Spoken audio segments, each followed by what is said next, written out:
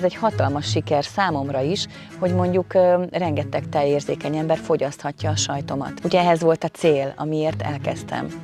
Úgyhogy ez igazából megvalósult. Ez bőven elég, nem kell több cél, ez bőven elég.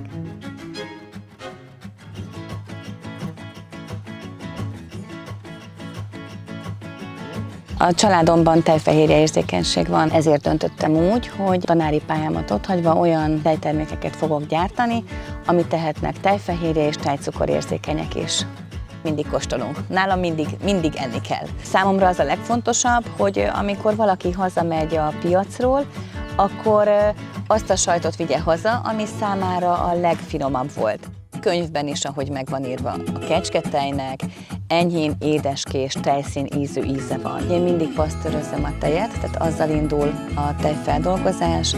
Ez egy kíméletes természálás. A natúr sajtokat szeretem nagyon, mert szeretem érezni azt, hogy milyen lett az utóíze a sajtnak. A natúr sajtból készül a vörösborban érlelt natúr és a füstölt natúr. A vörösborban érlelt sajtnál pikírozom is a sajtot, tehát ezáltal ugye a belsejében is egy picikét bele tud a vörösbor íze, aromája kerülni. Az íz az mindig éppen, ami kipattan. Fokhagymát is használok, azt különbözőféleképpen cayenne borssal, tehát amikor chiliről beszélek, az nálam mindig cayenne bors. Használok snidlinget, fűszereket, mint oregano, bazsalikom, használok különféle magokat, diót sütve, mandulát, pirított tökmagot, görög szénamagot, az is gyógynövény, tehát nagyon szeretem előtérbe helyezni, hogyha valaminek plusz van még jótékony hatása is. Ugye a füstölésnél nem használunk semmilyen aromát, nem füstfolyadék van, hanem hagyományos füstöléssel dolgozunk.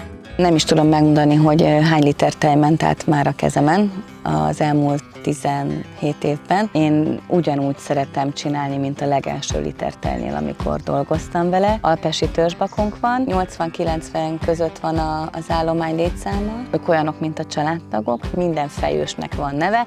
Ezt a tulajdonságok alapján kapják. Például van olyan, aki mikor megszületett, olyan lágy volt a szőre, mint a selyem, ezért ő lett a selymes. Van olyan, akinek olyan színe van, mint a márványlap, ezért ő márvány lett, van gránit, mert ő olyan, mint a gránit színe. Van egy ilyen minden lében 8 kanál a Rozika, ő azért lett a Rozi. Van olyan, akinek hatalmas szerencséje volt az elléskor, mert nagyon nehezen indult, ő lett a Lucky Luke. A kecskék mellett van Jersey tehenünk, egy fejős anyánk van, annak neveljük a borját, mert úgy hívják, hogy Izabella, a kislánya pedig Gesztenye. Olyat szerettünk volna, hogy A2-es legyen a genotípusa.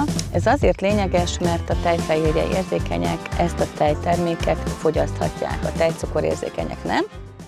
Gyakorlatilag az elejétől fogva én kísérem végig a tejnek az útját. Tudom azt, hogy ezt a tejet mikor fejtem, tudom hogy ezt a sajtot mondjuk mikor készítettem, és tudom, hogy egyedül én készítettem, tehát én nyúlok a tejhez, én formázom meg, én ízesítem. Szerintem ez jelenti azt, hogy kézműves.